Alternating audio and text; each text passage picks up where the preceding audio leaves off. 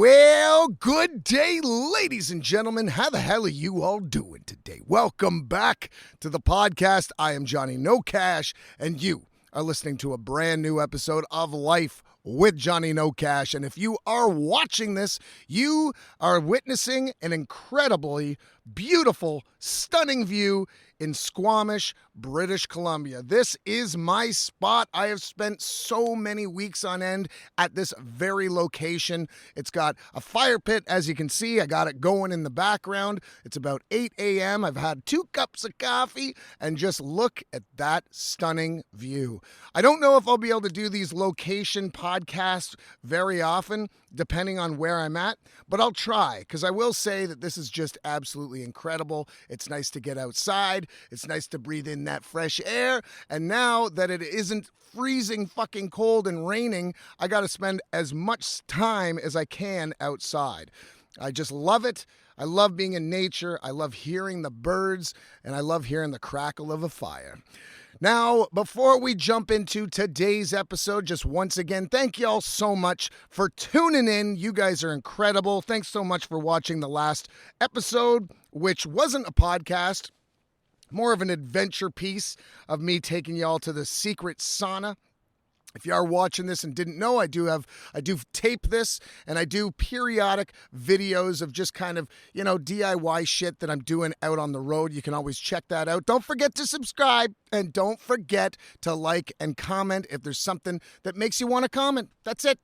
But that being said, let's dive into today's episode. I am now a BC resident. I'm going to be kind of settling in. I know that's a weird thing to say, especially when you're living in a van, but I'll get all down your throats with that here in a minute. So here we go. I'm living in a van playing outlaw tunes. Life with Johnny No Cash. Smoking them smokes and drinking that booze. Life with Johnny No Cash. Where I go, how the fuck I'll know. I'm off the grid on dusty roads. There ain't no better way of eating beans. I don't know what the hell that meant. I have no idea. Sometimes you say things and it's like, do I need to redo the entire intro, or do you just kind of barrel through it? And that's exactly what that was. So as you can see, I am in Squamish. It's just absolutely stunning. You can see the white caps in the background. Clearly, apparently that is kind of very rare for this time of year. Normally there's no snow on the mountains at this time of year. We are June the 1st. 2022, and there's still snow in the background. But I'll tell you, where I'm at right now is absolutely gorgeous. I'm going to be red as a fucking beet. Why? Because I forgot to buy sunscreen. Yep. As much as I've been doing this for a year, I still feel like I'm a damn amateur, and I'm going to get burnt to shit today. I got a little bit of a shelter built. Small little shanty, so at least I do have some shade, but I'm going to be doing a lot of work out here for the afternoon, hauling up trees and chopping them up for tonight. I got a good old steak for dinner. Oh yeah, baby. That is the lifestyle for me. Sometimes you just got to spoil yourself and treat yourself well, get yourself that nice steak that you normally can't afford, or them decent taters, and just kind of enjoy it. Take your time with each bite, because it might be your last. Sorry to be so goddamn bleak. But anyway, this has been incredible hanging out with you guys over the last 9 months. And I have kind of finally realized that it's time for me to somewhat settle in. As you know, I have been in BC for a number of months now. And even though I am going to LA next month, I'm going to be returning to British Columbia, and I don't like the word settle, but kind of settling in. And what I mean by that is I have been talking to principal acting agents here in the city, in Vancouver, and I think I'm just going to kind of dive into the acting world again and really see where it can take me in this province. Toronto was difficult, but yet I didn't do too bad, all things considered. And I think in Vancouver, I might have a better shot at maybe standing out of the crowd. My meeting with the agent yesterday, actually, he said, I have nobody on my roster who looks like you. And there's actually not a lot of actors in this city that look like you. So he's really interested in signing me, and we're going to go through the steps of that. But of course, I got to do a bunch of legal shit, like, come up with a lease, and I'm doing this in big air quotes, that I've been here for a year for tax credits, and I got to switch over my phone bill, all this fun shit just to avoid the tax man, because as you know, they'll come for you.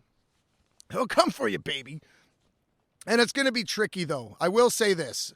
The one thing I am a little nervous about is my van is not really equipped for auditions. So I might have to rent studios for every audition I go out for, which could get pricey. It's anywhere between like $50 and $100 to rent out like a studio with the camera and light. But it could be lucrative in the end. It's one of these things where you just got to kind of invest and have enough faith in your skill and your ability that you do invest that money and you do invest that time and put in the work, the effort, and hopefully something will pan out for you, and hopefully something will actually kind of come to fruition if you do put in the work, because some people are just lazy as all fuck and expect everything to just be handed. But I'm going to be really diving in balls deep, baby, into the acting world. Now, that being said, I do have a fucking bone to pick, and this is music related, because I know a lot of you folks are, fans of my music. I got a fucking bone to pick with an asshole. I got a DM the other day on a Thursday, hungover as all shit. I'm just kind of lying in my van, feeling like ass. And I think the reason for that was I was drinking whiskey. And I haven't drank whiskey in a long fucking time. And I think I had some, even if it was Coke Zero or whatever, it just doesn't sit well with you. With me anyway. I don't know how y'all do it. I used to be able to. I used to love my rye and Cokes, but not so much anymore. It really does. It does me in for a day or maybe sometimes two. So I'm feeling like shit on a Thursday and I get a DM. And I'm sure everyone's got fucking Instagram. Sometimes you just get a DM from some stranger. You don't know who the hell it is. You don't know whether you should open it. You don't know if it's a scammer or somebody just blowing smoke up your ass. And it happened to be the latter. This guy's like, I'm throwing a festival this weekend, meaning tomorrow, because this was Thursday, starting Friday, and it's all weekend long, and he wanted me to be one of the headliners at this music festival. And this isn't like your standard like big top music festival. This is like a gypsy kind of thing where they had like individual fucking food vendors. Everyone was camping out. It just seemed to, and like they had art shows. Anybody could kind of show up and set up camp and present their art from what he was describing. And I thought this was great. I was like, what are the details, brother? And he's like, well, I can't pay you shit, but I can fly you out, all your booze, all your food, and I have a rider for you. And I will provide a tent, a guitar, and, a tent and a guitar. And I'm like, dude, it's all I need. It's all I need. I can bring some merch with me, maybe make a couple bucks selling some shit that way, right? And I'm thinking this is a win-win.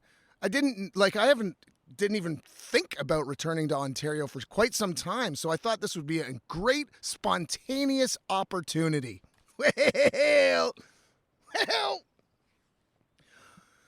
fucking asshole. So I'm like, dude, I got to find a place to park my house because it's a 3-day event and I just can't leave my house just sitting around on some block.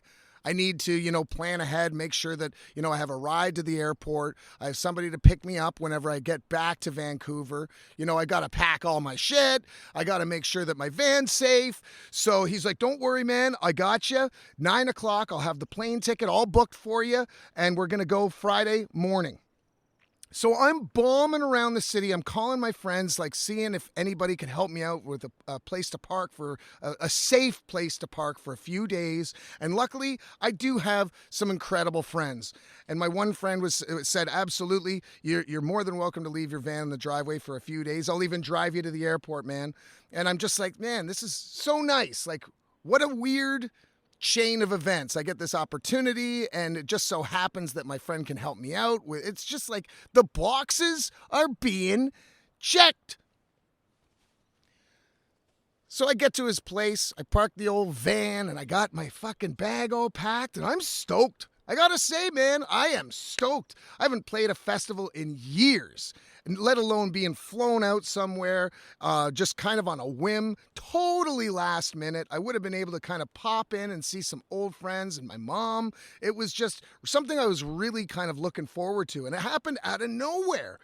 So he said 9 o'clock, and I'm getting all my shit ready. I'm getting ready for this fucking trip, and 9 o'clock comes around. 9:30.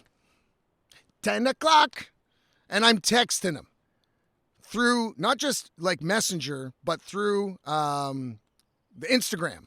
DM, nothing, not even reading my messages. I'm like, what the fuck? The fuck is going on here? Like, what? Who does this? So, I didn't get a hold of him. Wake up bright and early on Friday morning, texting him, nothing. And just fucking plain out ghosted me. Who does that shit? Like, who has the galls to, to go out of their way, message somebody that they don't even really know? I don't know this guy. He apparently had seen me play back in Toronto like 6 or 7 years ago. And like, I'm telling you, the exchange between us seemed very genuine. It really did. And I mean, maybe I'm gullible. And I very well could be. I could be a very fucking gullible man. I always give people the benefit of the doubt. I take people for their word. And just fucking plain out ghosted me. I'm pacing back and forth like terrified that maybe I'm going to get like a last minute email saying, dude, your plane's in an hour. And then I've got to ask my friend to fucking stop what he's doing. There's no heads up. There's no lead up to this shit. And I'm just thinking, great. Like, what is going on? And I'm telling you, man, just plain fucking ghosted me. Man, I was pissed. I was so fucking furious. Listen, I get that some people, things come up. Sometimes you get excited. Sometimes you say things, maybe prematurely. And maybe you start planning things that you don't know are going to happen or not. And, if this guy just couldn't come up with the money, or if a last minute flight was just out of his budget, I'd much prefer him say that. Like, I'm sorry, brother, but, I had no idea it was going to be $800 or whatever it is to fly you there and back. Maybe next time or something. I would much prefer that than to fucking ghost me like a child. It's a grown-ass man. I was furious. And then he actually got back to me. I believe it was yesterday. So, like, the weekend is already blown over. It's already gone. And he had some bullshit excuse like my phone turned off. Come on. Just have some fucking... Be a man and a woman of your word. If you're gonna, like, if something gets in the way, if you fuck up somehow, just apologize. Goes a long way, man. I didn't even respond to him. It's not even worth my goddamn time. Not only was it embarrassing, because of course I told my friends that this incredible, cool, spontaneous opportunity was just kind of thrown my way, but it was insulting to my craft. I've been fucking doing this for a long damn time, man. And for somebody to be playing around like that is absolutely uncalled for. And, to all you festival folks out there, that are blowing smoke up artists' ass, promising them certain amount of fucking money or whatever, and then you're not following through, just like the assholes at Rockfest in Quebec, stop it. Stop it. It's hard enough to be an independent artist, let alone, and not only make a living, but just be happy with what you're doing, right? To not only put in the effort to, write and craft your own material and then to showcase it for people to enjoy as the entertainment of your event. It's wild how, artists are so brutally taken advantage of. I'm sure you've heard, I'm not sure, if there's a musician out there listening to this, you've probably heard of this bullshit called pay to play. And for anybody who hasn't heard of this is where a venue will basically ask you for money. And then once they breach that amount that you paid for, anything beyond that, you get a percentage of. What the fuck? Oh, man. It's a ass backwards world, I'll tell you. And I don't know, man. It's just crazy. It just seems like one thing happens after another. It's not just this asshole, but I was down at Spanish Banks and fucking out of goddamn nowhere, a fucking landslide happens. A landslide. No word of a lie. 2 feet from the back of my van. If you follow my Instagram, you would have saw the stories because holy shit, man, I have a horseshoe up my ass. This is probably Lady Justice. It's like, you know what? Hey there, Johnny, I saved your ass with the landslide, but we're going to fuck you over with this opportunity. It's just like, oh, man, it's balance, baby. I'm telling you, fuck. So, a landslide out of fucking nowhere, having drinks in the parking lot, and the earth just started to shake. And there's this massive kind of hill right outside of the parking lot where I was parked, drinking with other van lifers, just having a time, shooting the shit. You don't think about a fucking landslide happening, let alone in the city. I was right just outside of Vancouver, and the earth just started to shake, and we weren't sure if it was an earthquake or what, but all of a sudden, out of nowhere, within seconds, the fucking side of the mountain just starts fucking coming down and covers the entire road and literally stopped 2 feet from the back of my van. And I'm talking not just dirt, I'm talking like old trees and old brush, 3 feet in diameter, just about decimated the back of my van. I would have been fucked. Like, brutally fucked. Imagine I was sleeping in there. Imagine if it just did damage. It would have caved in the entire back of my van. And I don't know. It's that Lady Justice shit. You just can't have everything your way, And this is what you deal with sometimes living on the road is like, there's no routine. There's no knowing what your day is going to, bring. And I gotta say, it's fantastic, but it's also kind of scary whenever these things constantly fucking happen, and it's your house. You also have to understand this is my home, and like that would have been devastating for me. I don't know if like insurance will cover a fucking landslide. I didn't even look into it. I didn't even think of it. Who thinks of this shit? Yeah, I'm going to fucking insure my car in case there's a fucking earthquake and I get swallowed in through the ground. I don't know. It's all new to me. But it's just funny because this has been happening since day one. It's just like one good thing happens, one shitty thing happens. You just never fucking know. And to cap off today's episode, I'm going to tell you the best story of instant fucking karma you'll ever fucking hear. And this happened to me about a week and a half ago. I was sitting in the alleyway drinking beers right before there was an Archspire show. If anybody is familiar, Archspire is a Juno award-winning, brutal tech death metal band from Vancouver. I have no idea how they won a Juno, but they did, and I got to hand it to them. And I also have to hand it to the judges for having that kind of open mind. You normally don't see that style and that brutal, like, subgenre even be showcased. So I just got to hand it to the judges for having an open mind about this. And so I'm hanging out in the alleyway right off of East Hastings. And as you know, East Hastings is Canada's Skid Row.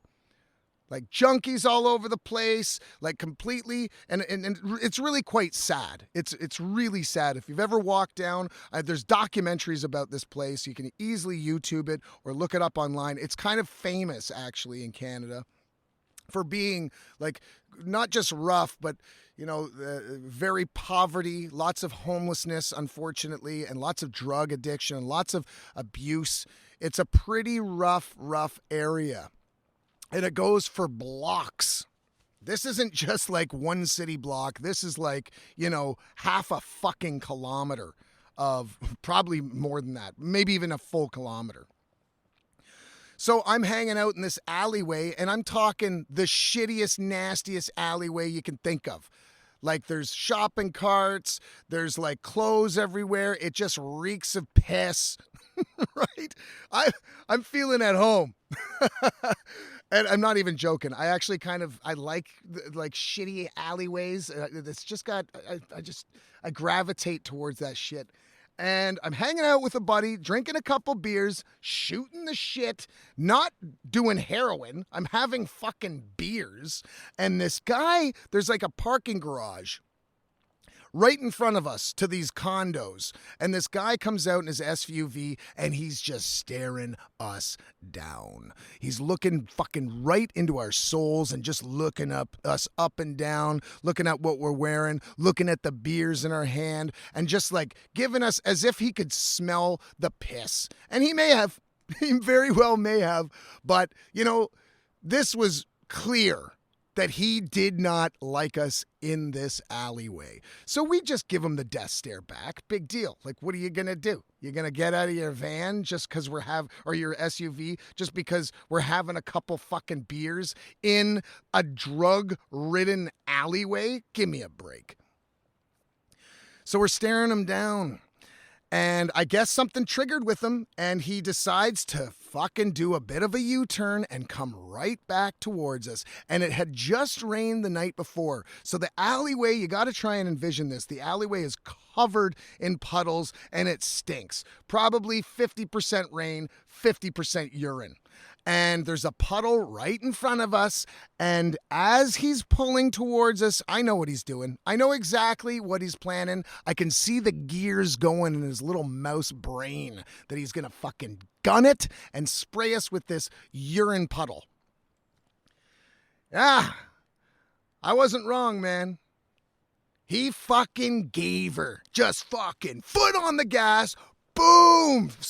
Sprayed the fucking water everywhere, the piss water, and instantaneously smashes into a fucking dumpster. The side of his fucking SUV was completely totaled. His mirror went flying into a million pieces, and it was like instant. I have never seen something happen so quickly. Like, it's kind of like that landslide. And instantaneous, because clearly he was not gauging that he could not fit down this alleyway, and literally just decimated the side of the passenger door and the fucking his rearview mirror into smithereens. And I'm just pointing at this guy, laughing, huge fucking belly laughs like this fucking asshole. What an idiot. Like, look at what you did to your vehicle because you had the smallest little grudge. So this idiot ends up having to park his car, SUV, at the end of the alleyway, and he gets out and he's looking at it, and we're just pointing and laughing at him. It was absolute gold. He ends up having to walk back. He ends up walking back towards the dumpster. Why? Because he wanted to pick up the remains of the mirror. It's like, brother, your fucking mirror is gone. What are you going to do? Like fucking use some modeling glue and put it together? Like some tape? It was absolutely in pieces, and the look of defeat on this man's face was absolutely priceless. I'll never forget it. I think it was actually better than the show, to be honest. Like to witness something like this, a douchebag trying to show off, and he had a friend in the passenger seat, just trying to be a tough guy, trying to be a big shot, and within seconds had like $1,000 worth of damage to his fucking car. Absolute fucking gold. And it was just so satisfying watching this walk of shame towards us to pick up this mirror. And that is exactly what this balance shit is all about. Sure, I got sprayed with urine water. It was worth it. Seeing this guy fucking smash into a dumpster says volumes about him and says volumes about, like what is important and what isn't. Just let it go. Just let it fucking go. And now he's paying for it literally and figuratively because I'm sure he probably had the money to, take care of the damage, but it was the respect and, his dignity that was completely trampled on. And I loved it. I loved every fucking second of it. God damn, I gotta say, it's just the way she goes, man. And I really can't wait to keep you guys updated.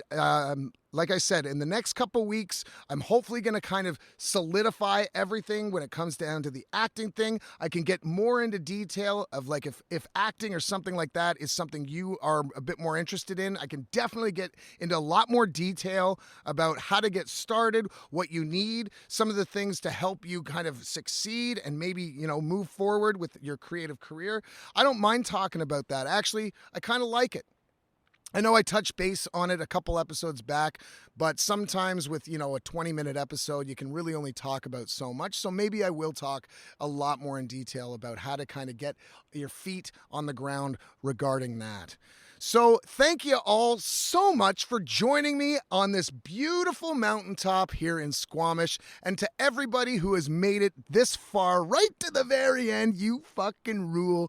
Thank you so much for your listening ears. And if you want to support the show, you can. You can go over to buymeacoffee.com/JohnnyNoCash.com, or you can go over to Bandcamp, JohnnyNoCash.bandcamp.com. Pick yourself up some merch. I've got a number of shirts that are just swindling away. Every time I do one of these episodes, there's a sale. And this will be the last run of these particular merchandise. So grab them while you can. And of course, if you want to check out that landslide, you can go over to my Instagram, which is Johnny No Cash Official. And if you go to Adventures #2, it's some of the last ones on there. And you'll see just how close this landslide came to absolutely fucking my van up. It was wild, and, gotta pray to the gods. Gotta pray to the gods, man. That was fucking lucky.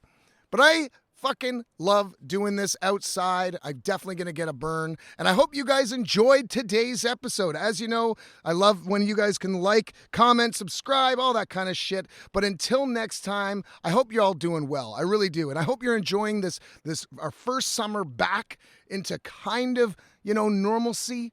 And I hope you're getting outside and doing shit. I actually started playing basketball just to keep the body moving. I know, basketball of all damn things.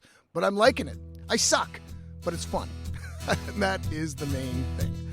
So, once again, thank you so much for tuning in to this week's episode. And until next time, you better stay dusty. I'm out. Cheers, y'all. I'm living in a van playing outlaw tunes. Life with Johnny No Cash. Smoking them smokes and drinking that booze. Life with Johnny No Cash. Where I go, how the fuck I'll know I'm off the grid on dusty roads. There ain't no better way of eating beans.